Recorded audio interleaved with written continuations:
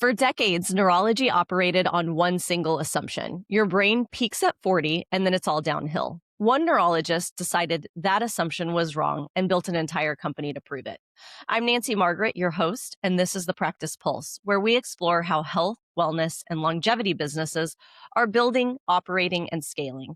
Today, I'm talking with Dr. Paul Bendheim, neurologist and founder of BrainSavers, a brain health and wellness platform with an ambitious mission to help 1 million people stave off Alzheimer's disease in the next 2 years.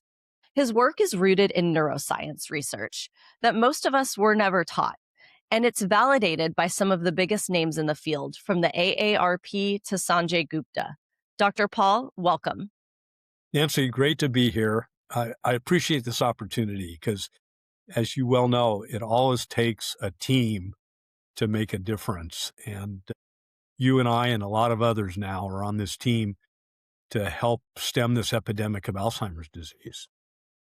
You're absolutely right. It definitely takes a team. Dr. Paul, why don't you start us off by telling us a little bit about your background and what really drove you to spearhead this mission?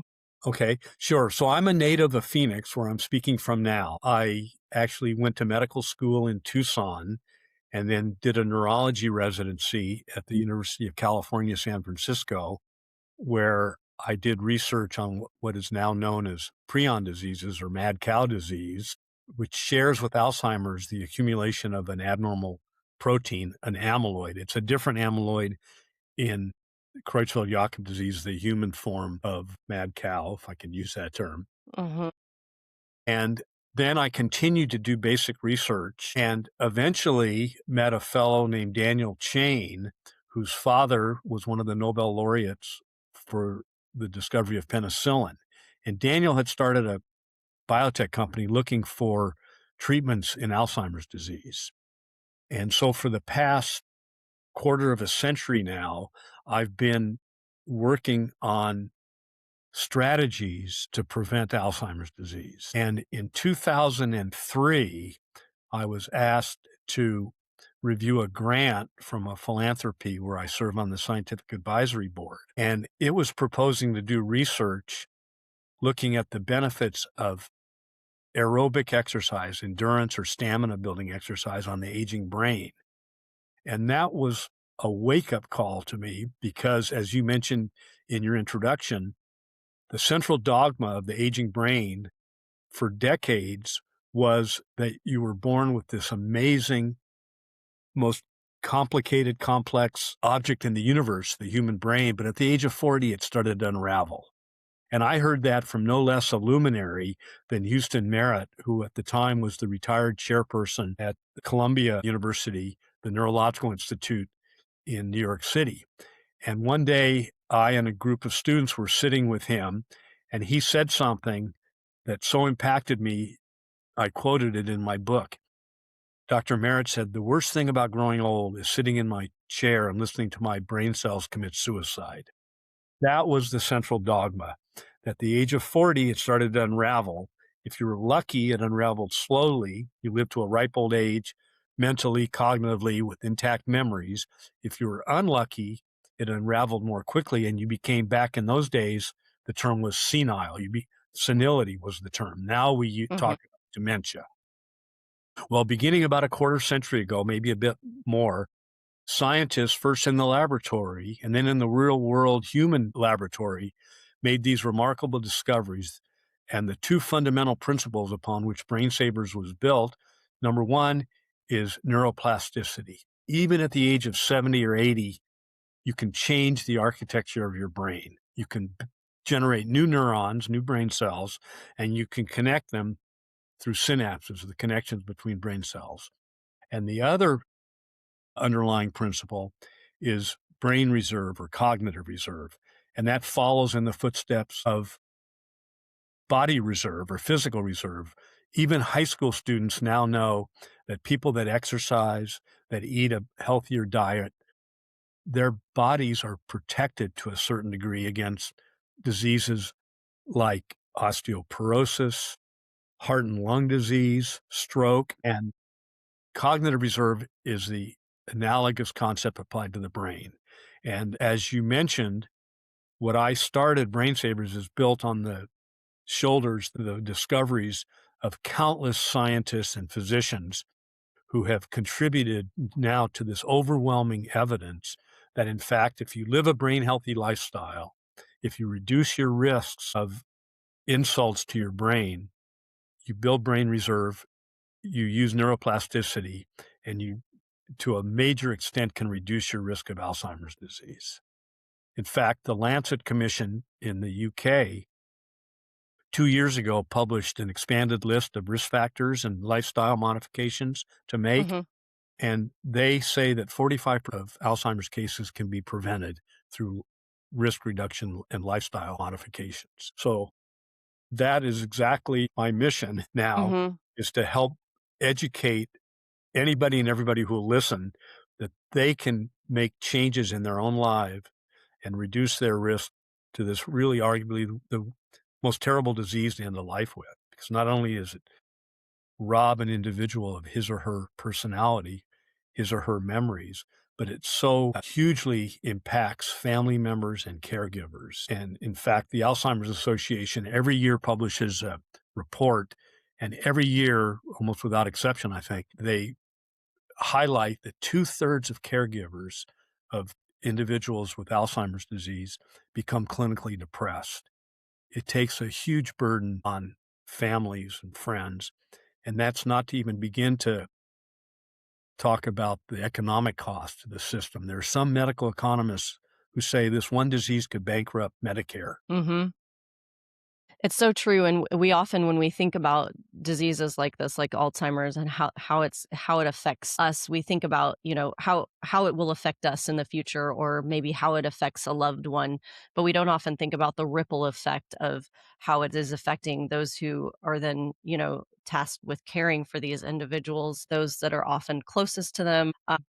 And then also, like you said, the economic impact is also, especially as we get where our population is at such a a group that's so large, that's aging out currently, where it's like, okay, we're really going to start to feel this impact. We're already starting to feel this impact. So when you were first started kind of talking about brain health in this way, as something that was preventable through lifestyle, not just genetic destiny, how did your colleagues respond? Was it like open arms, like, "Oh, we're on board," or did you have to fight a little bit? Well, I didn't fight, but I learned to keep my mouth shut early on. So until the Finger study was published in 2015. That was a large study out of Scandinavia in which they took a group of at-risk sedentary seniors. Half of them they put into a multi-component lifestyle program. The other half, the control group, just got general medical advice. And after 2 years, the participants in the active arm that got socialization, cognitive and physical exercise, and healthy nutrition, they were performing cognitively significantly better than the control group. So that gave me a little bit of courage to now start talking about this among academic colleagues and the the public. Before that, my colleagues would roll their eyes, when Yeah.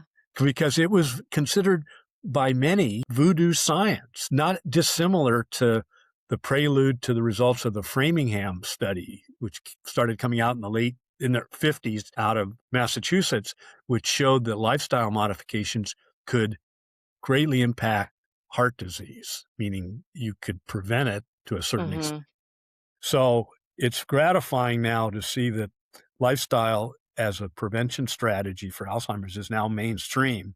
And I should point out that the Finger study was published in 2015. That was a rather homogeneous population in Scandinavia. The US Alzheimer's Association said we need to duplicate, expand that.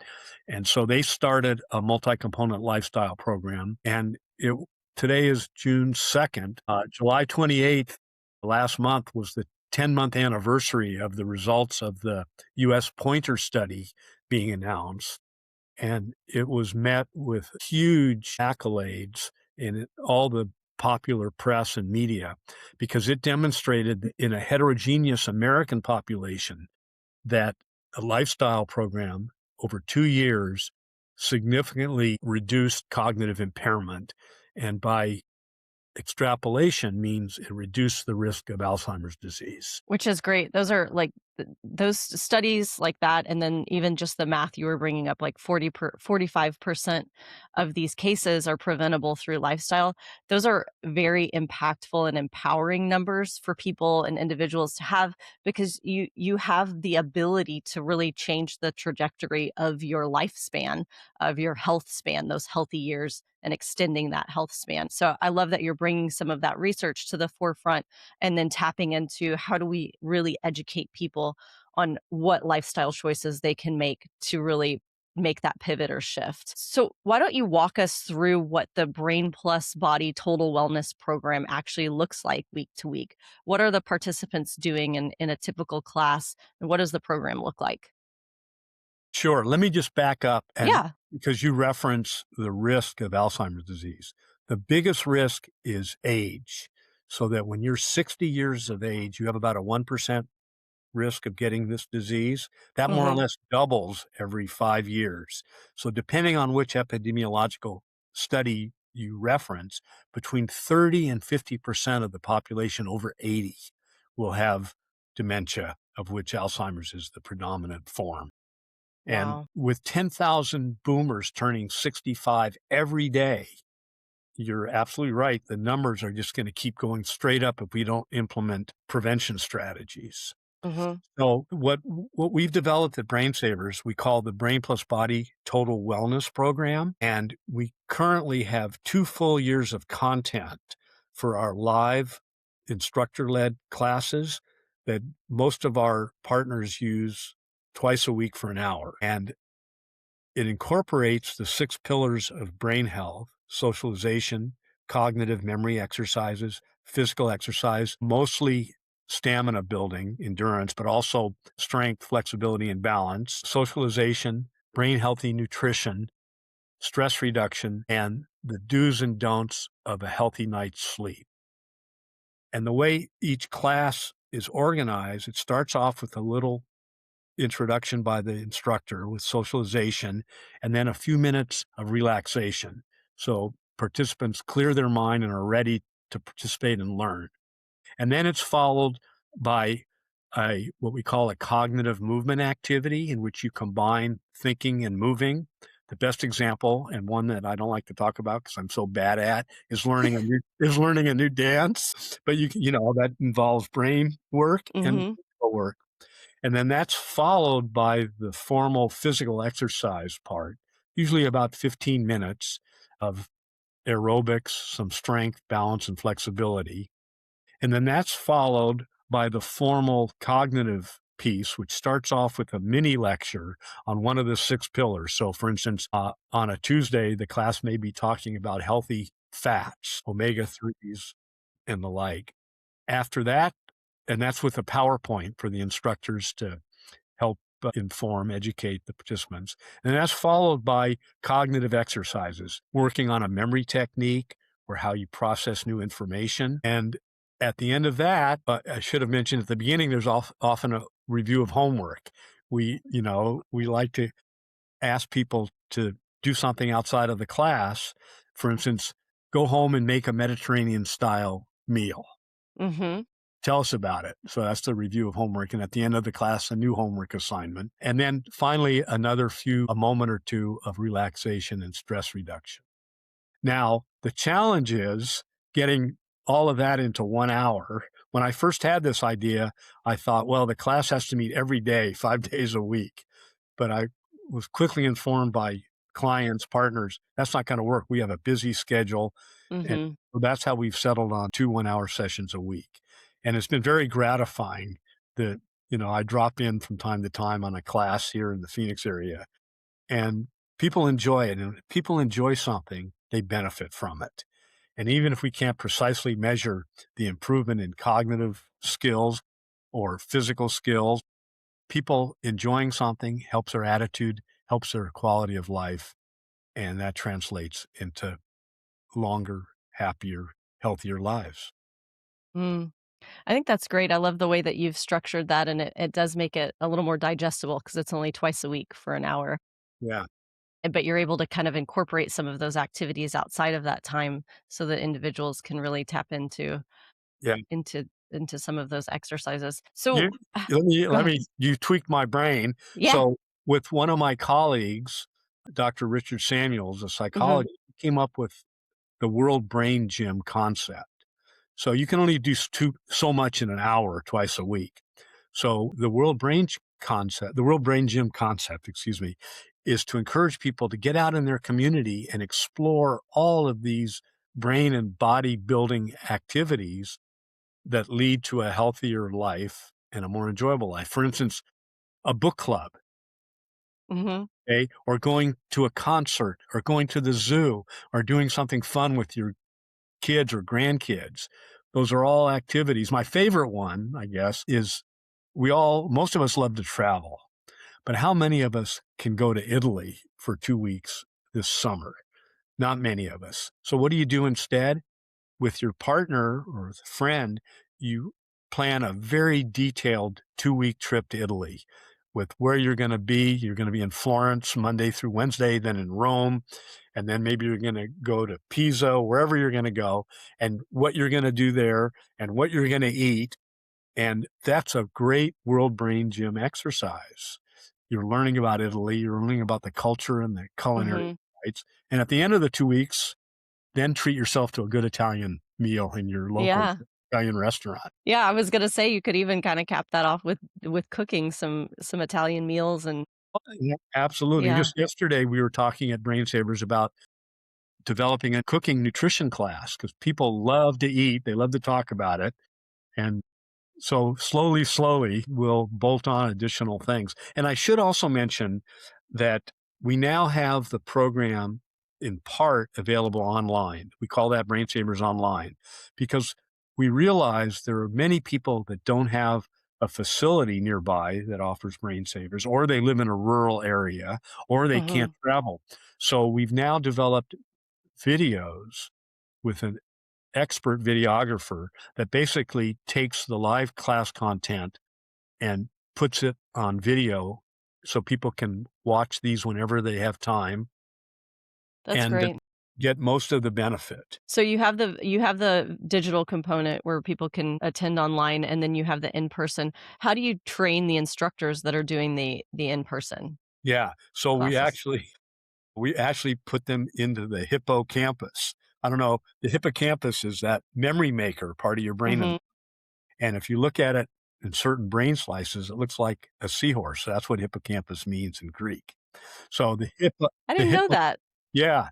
Yeah, so if you look at our logo, there's a seahorse on top of the brain, because Mhm. at the end of the day, what is our life? It's our memories and the moment, and without your memories, your life is really lost. And so that's my favorite structure of the brain, the hippocampus. So, and we call the training for the instructors the hippocampus. So I love that. we do it either in live sessions. So one of our expert instructors, Angie Moore or Jeff Carnival, they will meet with a prospective instructor and train them in BrainSavers and then watch them actually do part of a class. We now do most of that via Zoom, and it takes more or less 4 hours, usually in Mhm. 2 2-hour sessions. And we give them an instructor's manual first to read and get familiar with the content. And they come to us already certified by one of the fitness councils in America. So if you're going to work at a health club, a facility, and teach exercise, you have to be certified. And that's the one component of our program where someone could conceivably be injured. So we require our instructors to already know the do's and don'ts of healthy physical exercise. And then we bring them up to speed, at least introduce them to brain health and how to lead the class. That's awesome. That's yeah, it's great. You do have to have that extra training for in person to make sure that you've got Yeah. people covered. So, Yeah. yeah. And our instructors are what bring this thing to life. Mhm. Instructor is not engaged, is not enthusiastic. We all remember our best teachers, right? They came with a 100%. yes. Yeah. We could have the best content in the world, but if the folks delivering it don't come across with enthusiasm and real mentoring leadership skills, we're not going to be successful. Yeah. I think that's great, and I love the hippocampus Yeah. as the training module. I'm always talking to my kids about their hippocampus because it was either a yeah, that's great. I saw that Yeah, in some antique shop and I said, I have to have that. So that sits up there on my it's desk. great. So I didn't realize that that's what the hippocampus is named after, but my Yeah. when my kids are getting negative and down in the dumps, I either it was either an NPR story I listened to or a book I read, I don't remember which, but talked about how when you're complaining and judging and getting really negative, it actually shrinks your hippocampus and it increases your propensity for Alzheimer's later in life. So I'm always telling my kids, like, you better watch out. Your hippocampus is going to start shrinking if you keep Well, going down that road. good for you. In So, fact, now you've touched on another important point. Stress is a brain wrecker, mhm, and our brains evolved to handle acute stress. So if the fire alarm goes off, your brain says, get me out of here. And right. you get to a safe spot. That's a stress that lasts for a few moments, sometimes a few hours, maybe a few days, depending. What our brains have not evolved to handle are the chronic, drawn out stressors of modern life, addiction problems, long, drawn out divorces, chronic illness, Mhm. financial ruin. And those kind of chronic stressors will shrink your hippocampus. In fact, the best studied chronic stress is depression. And there are patients, and I remember very well seeing one who we thought had dementia. In fact, was suffering from a chronic depression. And once the correct diagnosis was made and treatment instigated, his memory and most of his cognitive impairments resolved. Wow. So finding a way to deal with stress is so Mhm. critical. Yeah, having those coping skills, being able to Yeah, tap into some of the breathing or the meditation or even just recognizing when, "Hey, I need to just go for a walk in nature or go for a yeah, run," and having some of those coping skills, I think are paramount as we age, and even at younger ages. I try to encourage those things at my kids' age because those things kinda can stick with you all the yeah. way through and hopefully have an impact later in life as well. One of the core pieces that you talked about is socialization, and you do now have kind of a hybrid model where or a dual model where you offer some online, and you feel like maybe you can't duplicate that online. But are there ways that you're trying to like maybe encourage some of the online individuals to like join a Facebook group or have meetups outside of classes? Do you have some kind of program that works in tandem with that? We don't have a perfect solution. I'm not sure there'll ever be a perfect solution. Everything you mentioned is absolutely valid. We're social animals and we Mhm. thrive on those connections and doing things with family and friends. So in the live class, that's automatic because you're with a group, you establish friendships. I'll never forget the first time we tested our program. I think it was for 3 months and people loved it. So the sponsor said, okay, we'll continue it. And I show up for the first continuation session, and these 3 women who were just jumping up and down with satisfaction in the first run through were not there. And I thought, God, that hurts.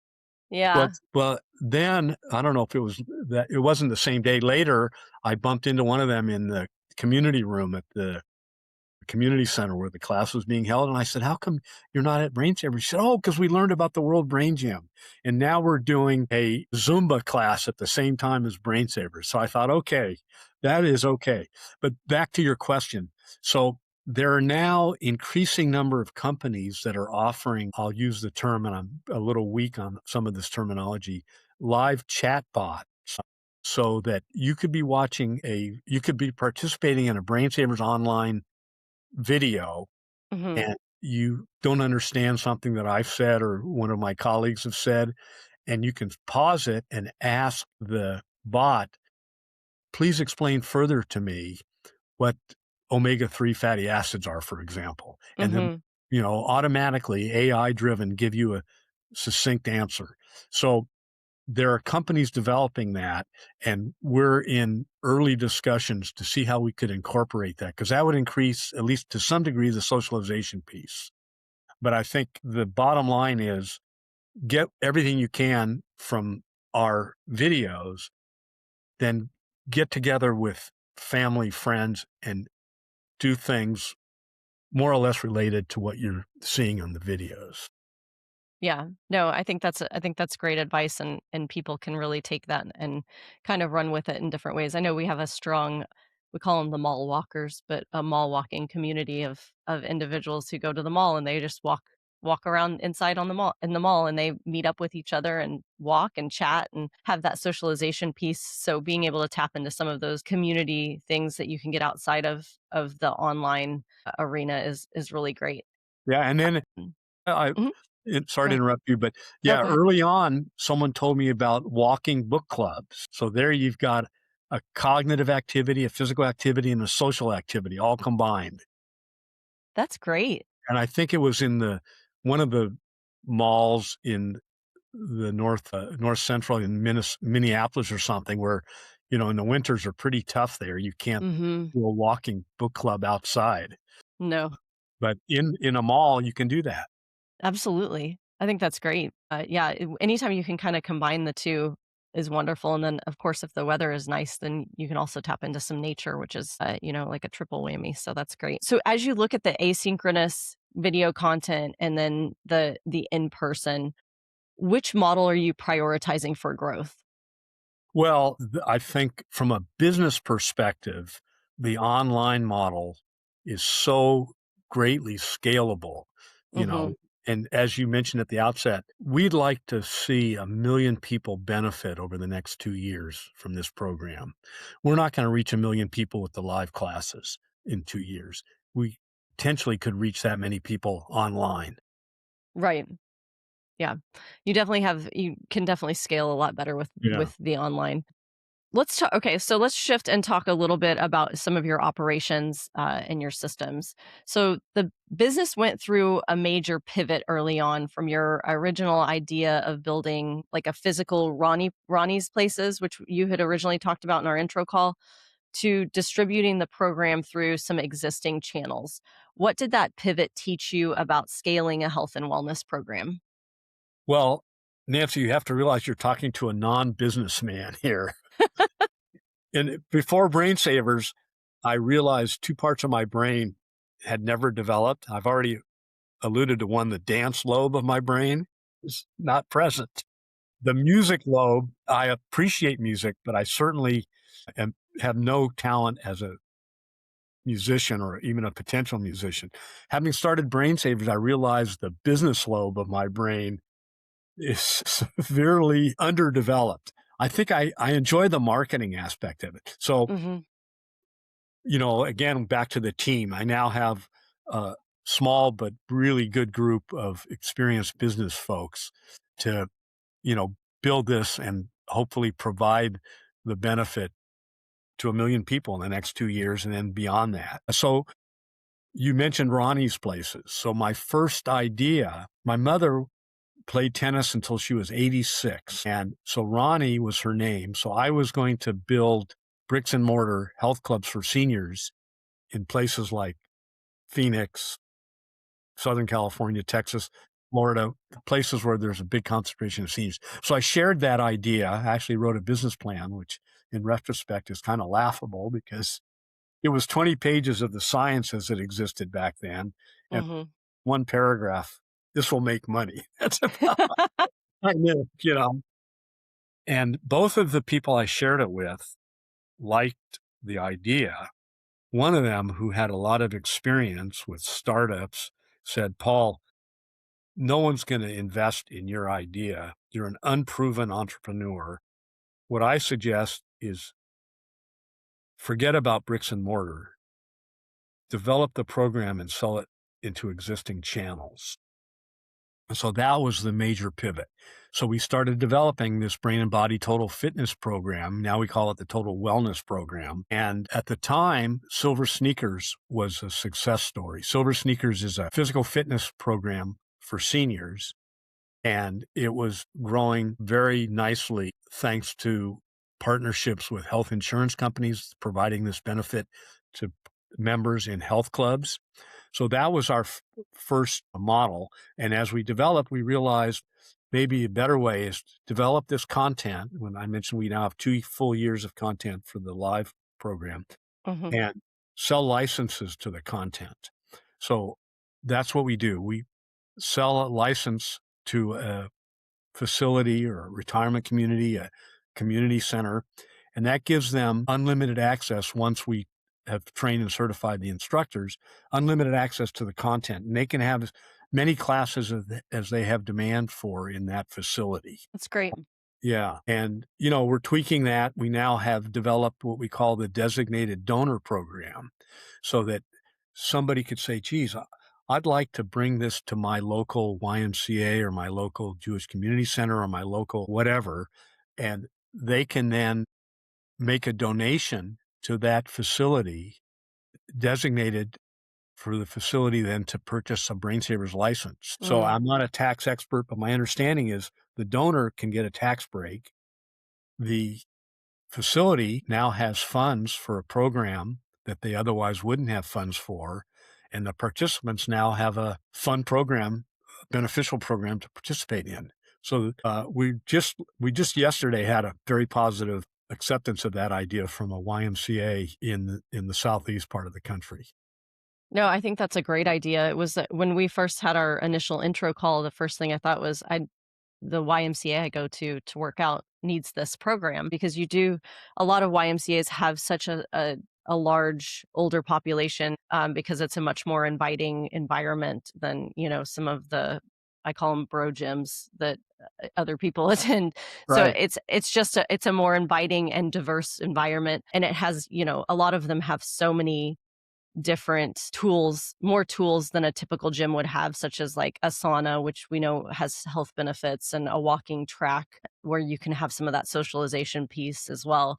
So, as well as the group classes. And I was like, oh, this would be perfect for a YMCA. So I think a designated donation would be ideal for something like that, especially for someone who's in the community like I am. It seems like that would be a natural thing for me to do. Uh, Yeah.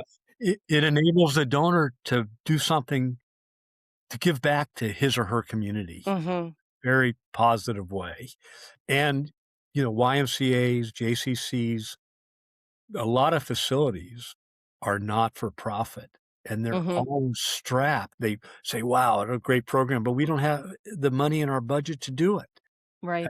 This is a way to help these important facilities in all of our communities that want to do good, but financially are hindered. Mhm. No, I think that's a great little pivot that you did with making that available. So, as you kind of look at your business journey, as you've developed your business lobe in your brain, what has been the biggest operational bottleneck that you've seen as you've scaled, and how did you solve it? Or maybe you're still working through it.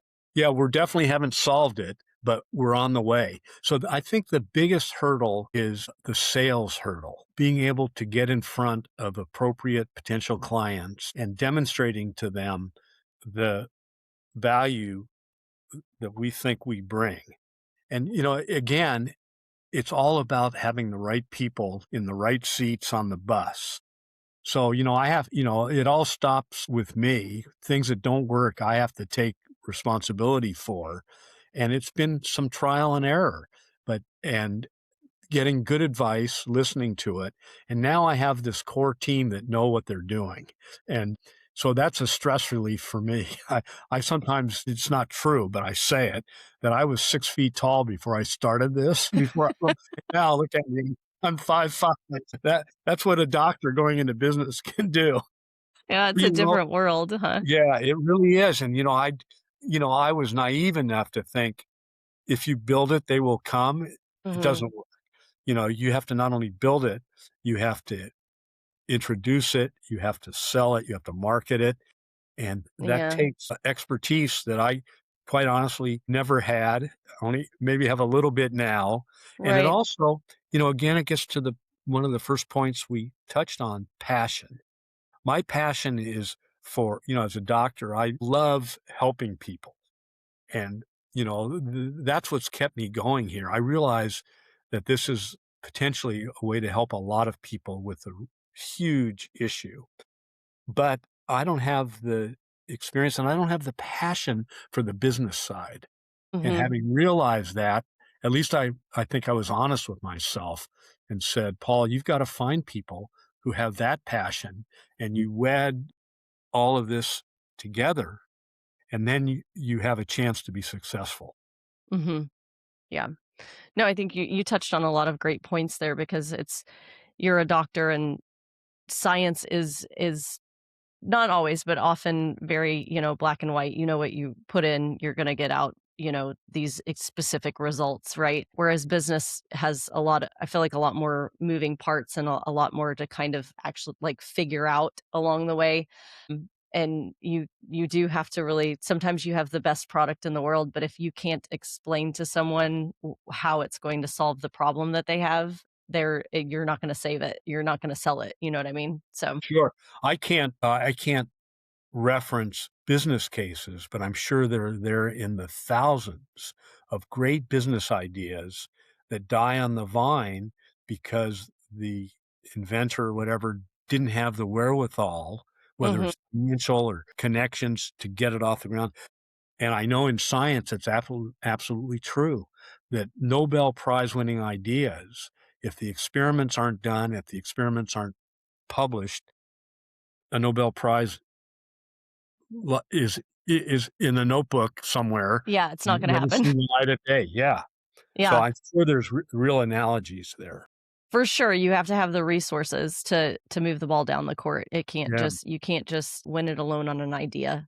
Yeah. Same with science. So cool. So, tell us, maybe a little bit about some of the, like, maybe you have, like, a specific story, you don't have to use names or anything, but some of the outcomes that people are seeing as they go through this program. What kind of changes in their life might they see going through your program?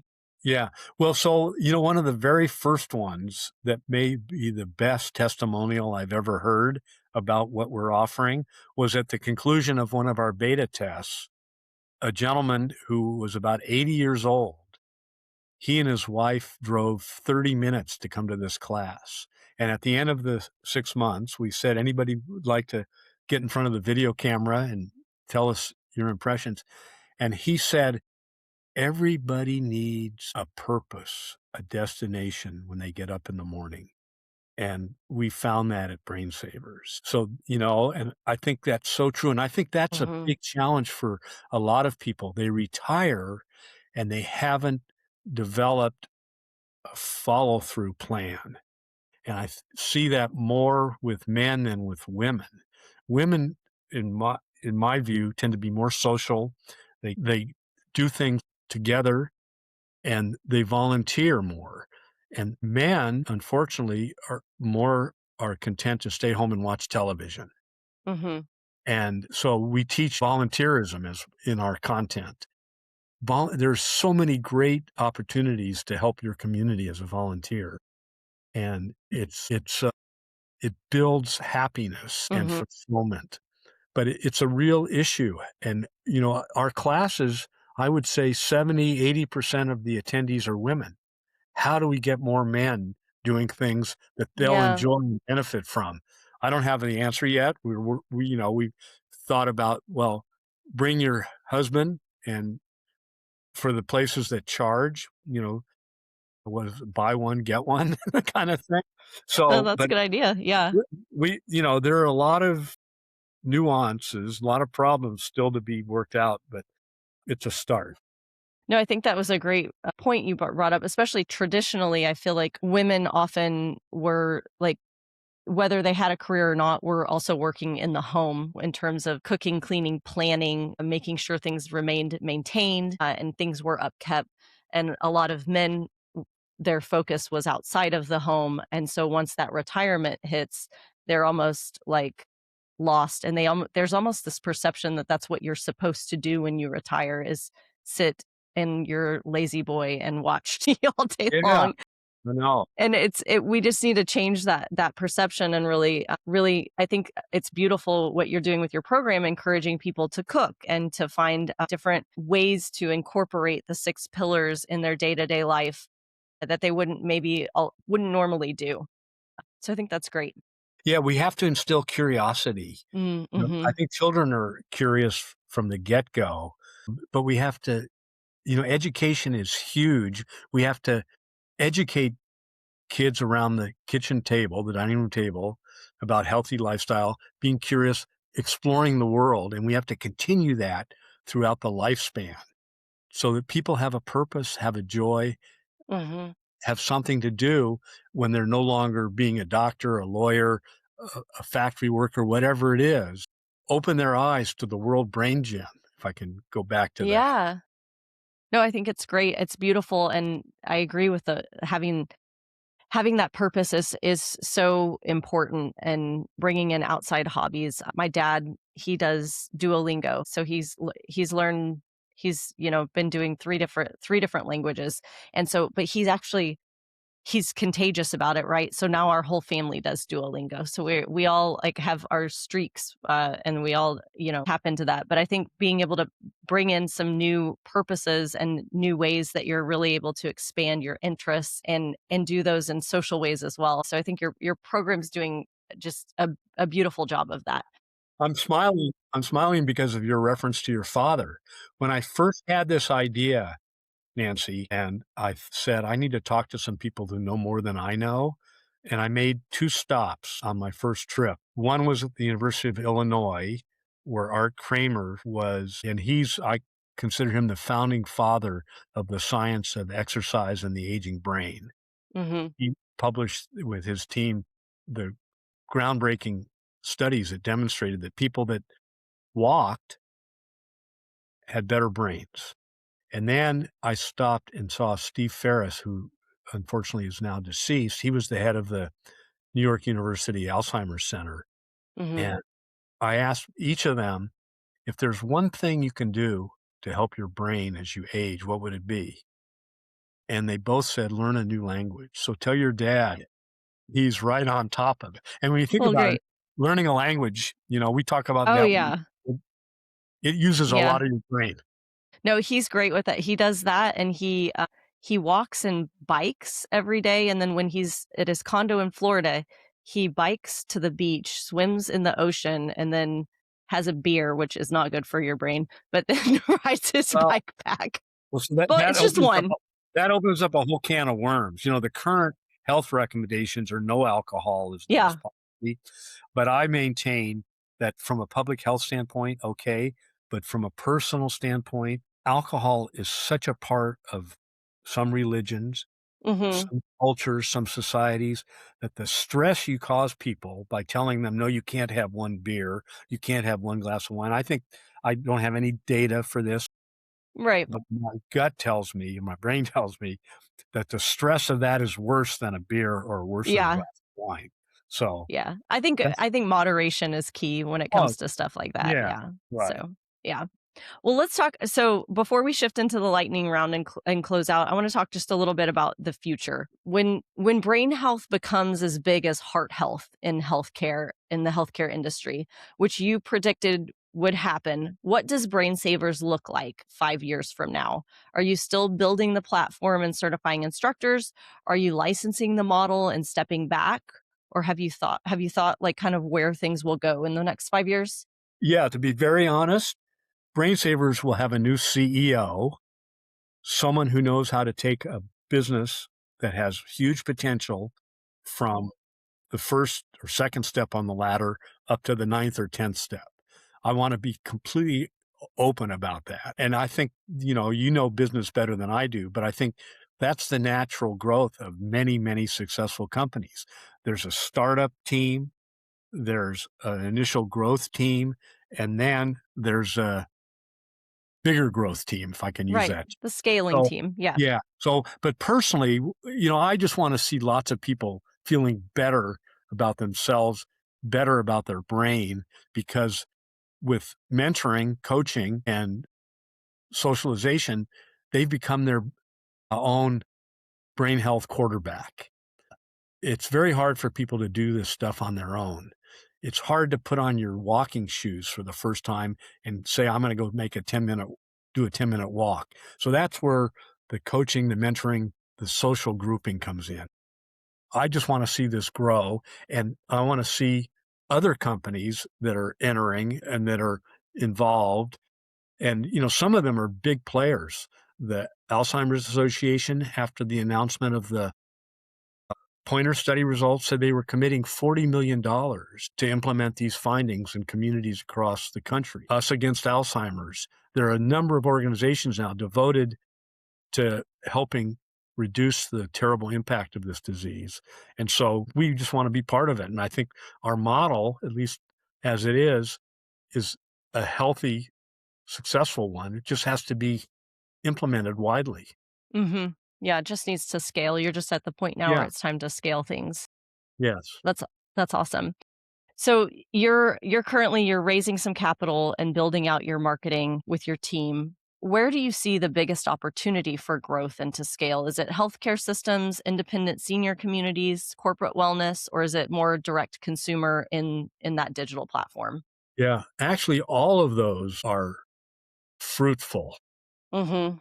At the end of the day, I think large health plans, Humana, Blue Cross, United, Anthem, they have the ability to introduce this program through their Medicare Advantage.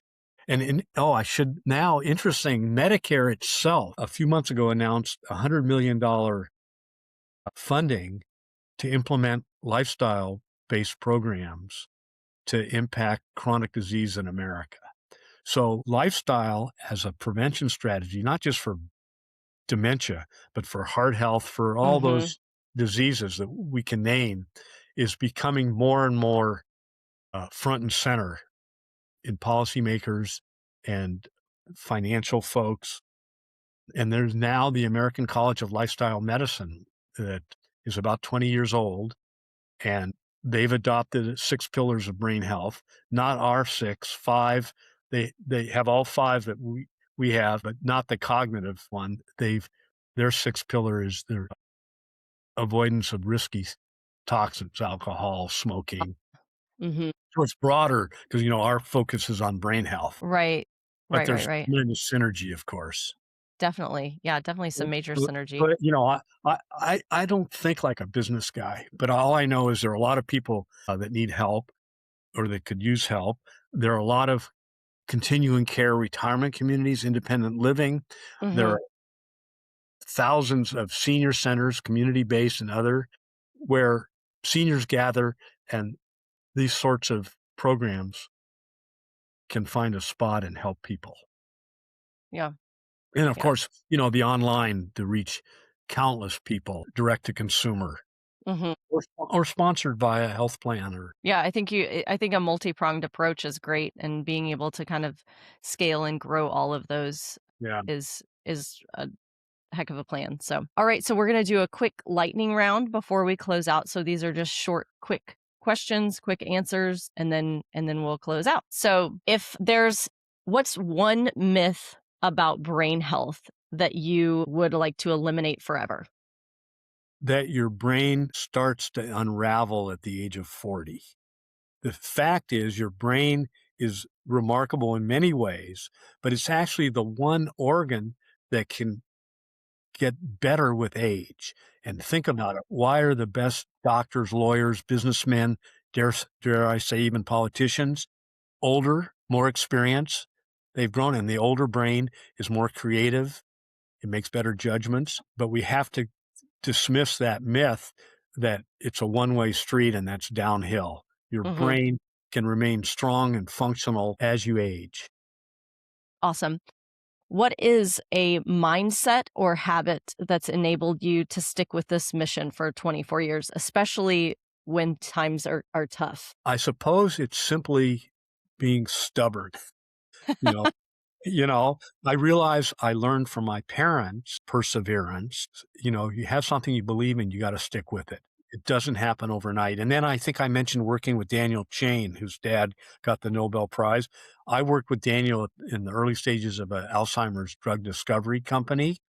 And Daniel, his picture, or at least his name, ought to be next to the word perseverance in the next unabridged Webster's dictionary. Daniel started this Alzheimer's company. And no matter how many times he was knocked down, told they weren't going to fund him, he just he was wounded, but not fatally wounded. He got up and kept on moving. Yeah. So I guess I have some of that perseverance. And I used to be a long distance runner. That told me to keep one foot moving in front of the other. Yeah. If you You can just take finally one more step. Yeah. right, you finally get to the goal. I feel that. Yeah. Okay, what gives you hope about the future of brain health and longevity? I think now that it's everywhere, the awareness that you can protect your brain, you can significantly reduce your risk, dare I use the word prevent Alzheimer's disease through adaptable lifestyle modifications. That gives me tremendous hope. I think that And that the big payers, the government, big insurance companies realize that it's worth their while to support these efforts. mhm, absolutely. Absolutely. And then the last question is a very easy one. Where can our listeners find BrainSavers and your work and to connect with you? Yeah, so the easiest way is our website, brainsavers.com. And hopefully, my first book is out of print, The Brain Training Revolution. There are copies available, used copies and whatnot. But I'm working on a new book, which will basically be updating that book. But I'd advise them, don't hold your breath. It's a work in progress. Hopefully, by the end of this year, I'll have it That's finished. great. Yeah, Yeah, I'm excited to see that. I yeah. love brain books, so that's Yeah, awesome. good. Nancy, let Great. me thank you. Without you and your colleagues bringing this to people, no matter, like my wife Judy says, I can talk till I'm blue in the face about this, but that doesn't get the word out. So thank you very much. I appreciate that. Yeah. Well, Dr. Bendheim, I really appreciate you being on the show. And I want to thank you for this conversation and all of the work that you're doing in brain health. You started with this idea when most of your colleagues thought you were wrong, and then you had the perseverance to stick through it for 24 years of building and pivoting and waiting for science to catch up, and that's just not easy. But what's even harder is not just proving that the concept works, but building the infrastructure and systems so that that hopefully, like your goal, millions of people can access that. And I commend you. I think your brain lobe is developing, your business lobe in your brain is developing very well. So I I can commend you. feel it. Now, but be careful, Nancy. I was warned a long time ago. Don't become a legend in your own mind. Well, you've taken, you took your perseverance and you're building out that business brain muscle, and you're doing a great job. And so this conversation around brain health is shifting fast, and you're positioned right at the center of it. So thanks for spearheading this movement and really bringing this information to the people who need it most. So thank you very much for being here. To our listeners, if you'd like to learn more about Dr. Bendheim and his work, we will have a link to his website in our show notes, and we will update that when his book is released, and we'll have those and that in the show notes as well. And if you'd like to learn more about innovations in health, wellness, and longevity space and how these businesses are growing, make sure to like and subscribe to the Practice Pulse. Remember, as always, innovation creates possibility, implementation turns it into growth. We'll see you next time.